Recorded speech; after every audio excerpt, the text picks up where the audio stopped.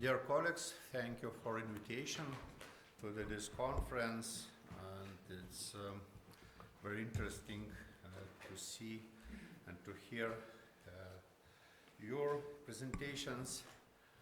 My presentations about Lithuanian, so it's not directly connected to all these events in Cēsis battles, but in just what is happening in neighboring territory. At the outbreak of the First World War in autumn 1915, the German army Reichswehr occupied almost all territory of the present Lithuania.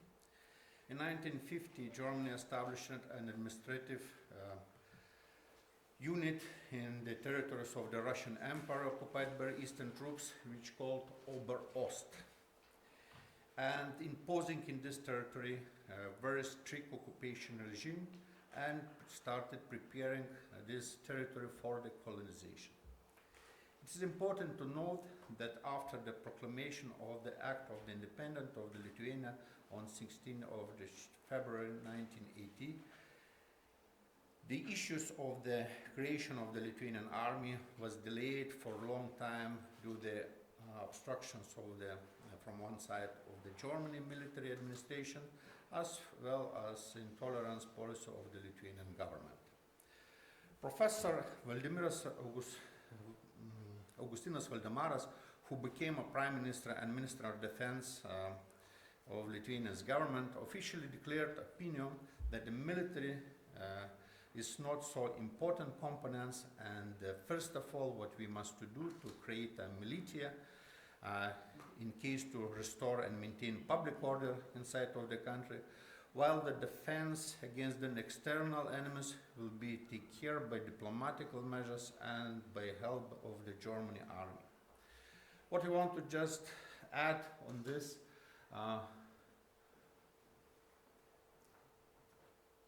announcement, we could say like this, that it was stated that we don't have any reason to expect some aggressive actions from our neighboring countries, neither from the Latvia, neither from the Poland, because we don't pretending to their territory. So we must only to concentrate on political some measures, and military some measures doesn't matter. So, however, after the November Revolution in Germany, the security situation in Lithuania was completely different and complicated. After losing the war, demoralized Germany began to retreat from the territories and followed the retreating German army, followed by the units of the Bolshevik State Army, which relatively a short period of the time occupied the most of the territory of the Lithuanians. It should be noticed that, judging by the memoirs at least of the Lithuanian volunteers, the Bolsheviks didn't divide us according to the new created nation states and referred us in everyday language Belogvardейская сволочь or simply Belogvardейцы. And that's why, for example, in Lithuania, they acted with Lithuanians army, with Lithuanians volunteers, the same like inside of the territory of the Russian. I mean, if they capture, they just shoot it down and execute it, and nobody take care that they are maybe protected in homeland. So that's why, from my point of view, when we analyze the independence struggles of the Lithuania, Latvia, Estonia, and Poland, it's to do it's not only in a regional context, but also in overall course of the Russian Civil War. We must consider that each key player had own plans regarding our future, I mean this region future.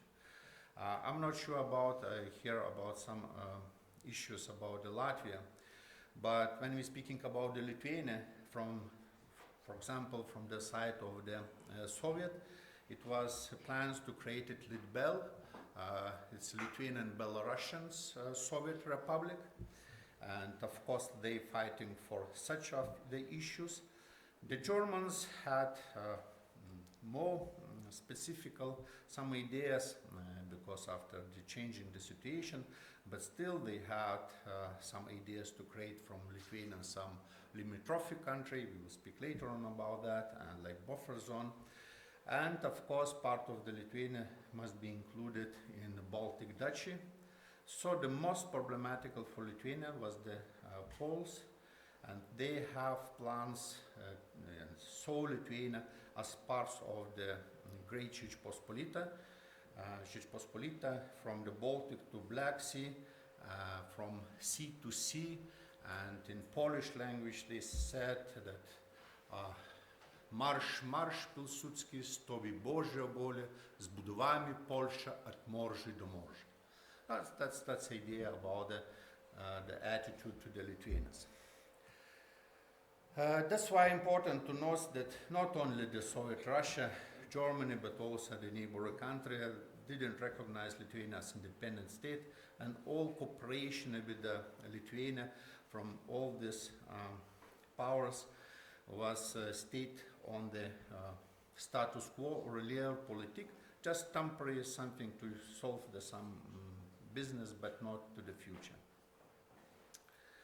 And I would like to just ask another some question. So when we speaking who will writing the history after that, we always said the winners, but from my research, and this time, especially when we speaking about 1990, it was the only one question: who will survive? So those could be in the future could be some regulations, some new rules, and so on.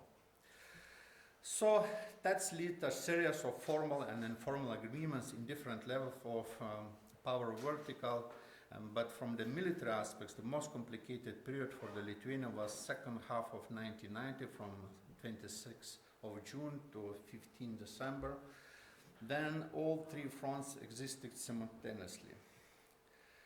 So when we're speaking about the first decade, especially at the beginning of the 1990, from the we must just consider it that 13 November in 1980, Soviet Russian annulled the Brest-Litovsk peace agreement with the Germany, Austro-Hungary, Ottoman Empire, and Bulgaria, and while the same they declaring that they're starting to active fight against counter-revolutionary groups on the territory of the former Russian empires. So, in the first day of the January 1990, 3 divisions of that army invade to the territory of the Lithuania, followed the retreating German army.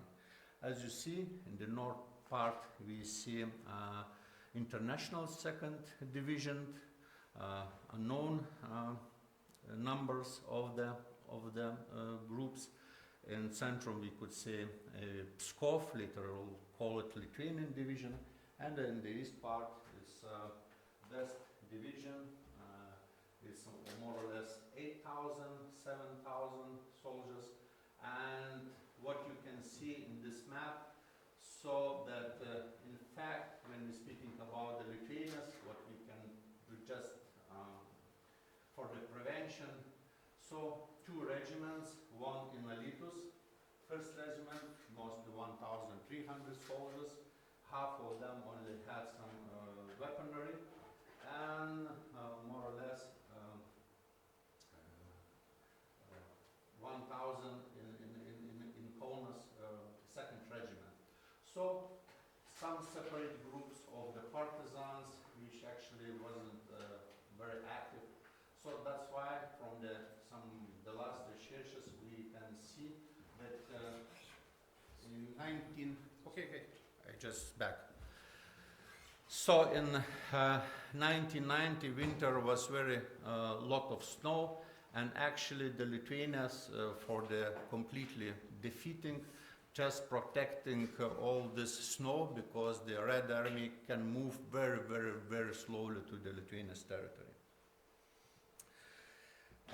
According to various estimations, more than 20,000 the soldiers was turned to the territory of the Lithuanian, and we could just say that, of course, it was impossible to just defend the Lithuanian territory, and the most what we can do, especially the government of the Lithuania, And they already in December of 1918 asking for support and equipment, weapons, financial and the military from the Germany. So it's from the occupators or occupants who just have a plans to just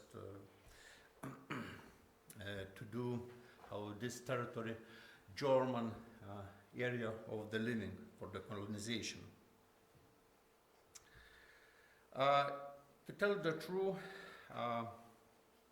the Germany and the Lithuanian governments have the same point of view. They just share a common feeling about all the sections, because Lithuanians want to defend at least some part of the Lithuanian territory in case to provide some mobilization, in case to collect some the volunteers. In the same time, the Germany have a natural need to just keep Germany forces as far from the Germany empire as it possible. So the plans and institutionally the role of the Lithuanians was very favorable for, as I said, limit traffic some country for the Germany and for the some zone of the buffer. So that's why the Germany lent 100 million marks and helped to equip the arms first unit of the Lithuanian army. Of course, we could consider the Germans not only lend the money equipped, but also they made some support, military support, especially by the soldiers of the German 10th Army, which stationed in territory of Lithuania. In fact, they was very demoralized and almost uncontrolled. Part of them, so-called Spartakists, created not only their own soldiers' councils, but also conducted attack against the soldiers and the Lithuanian officials, some institutions. This caused quite a few conflicts in the aftermath of which Lithuanian soldiers would be killed. And from the memory of the officers, we know that the conflict was in so high positions that from the one side, the officials, they agreed that we have common enemy as Bolsheviks, but especially among the soldiers, among them was a lot of communist friendly, keeping the persons sympathetic of the communists. We could say that people, communist verstehers, Russian verstehers, which of course saw the opportunity to support this communists which are coming to this territory and to just connect all these forces in one power. So, as I said, not only the local Germany units was involved in this, but also was allowed to the Lithuanian government to make some recruitings of the Saxonian soldiers in Saxonia, and it was on this money which they lent for us. We just more or less 4,000 soldiers from the Saxonia, fully equipped by the German army, which formed 3 regiments and separate units. They come to the Lithuania, but on them also we cannot rely, because the situation was more or less the same, and especially it was felt when the Red Army approached to the Kaunas in January and February of 1990. Government had information about expected revolt of them, so we can say that only the 18th Saxon Volunteers Regiment under the Commander Major Zechau took an active part of the fight against the Bolsheviks and support Lithuanians to liberate Kupiškis and Utena. So in July 1990, most of the Saxon volunteers left Lithuania, but the Saxon battalion stationed in Raseiniai, close to the Bermonto Wall already, some troops joined to the army under command of him and continued to fight against the Lithuanian state. The situation with the Polish army was more complicated. The first armed clashes between the Lithuanian and Polish army began on 18 April 1990 and lasted until 1st December 1920. However, despite the conflict, both sides looked for opportunity to cooperation to fight against the Bolsheviks. So, so that's why we actually don't have any proved documents, and I think that it could be another question and, from the Lithuania, Latvia, Estonia, Poland, and another some military historical, about the preparation or some negotiations which we saw in Berman Savalov, some memories, and some memories we just recognized, some offers to cooperate to fight against the Bolsheviks. It was a half-way agreement or don't have agreement. It was official, unofficial.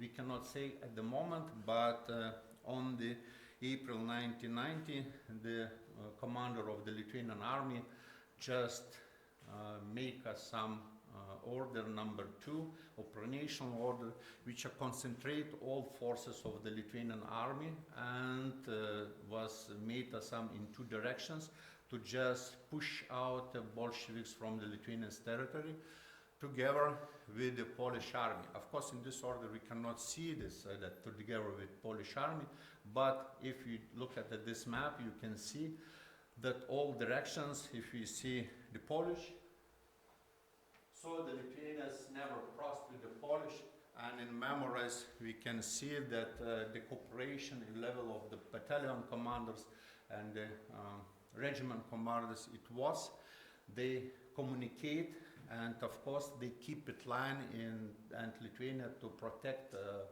left flank of the Polish army.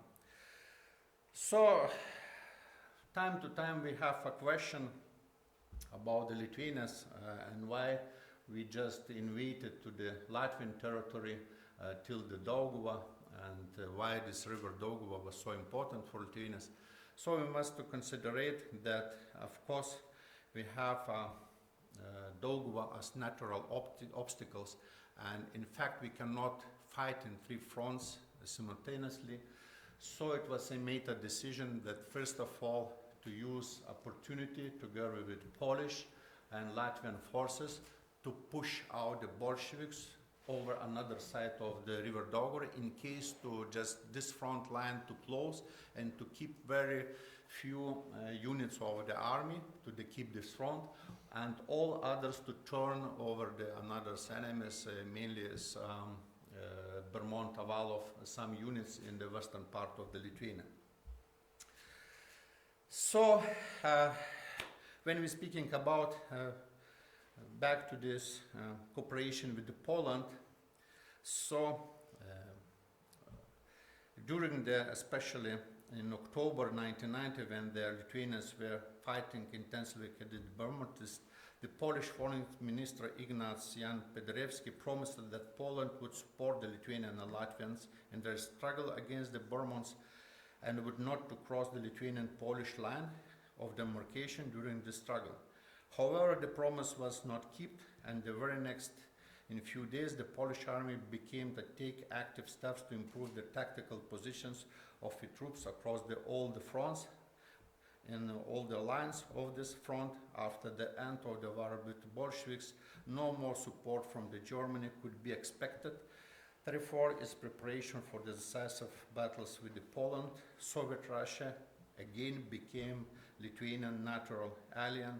And I would like to just summarize it because the time is running out, so that only this action, which we know in Lithuanian historian as Želigovsky Revolt in October 1920, turned Lithuanians after 100 of the union with the Polish, after alliance, we could say, to fight against the Bolsheviks, turned it to the Pole haters, and for the many decades Lithuanians became, we could say, the main haters, and the hate to the Poles to become a national sport of the Lithuanians, as my colleague from Estonia said, that what Estonia think about the Baltic Barons. So it's more or less the same feeling.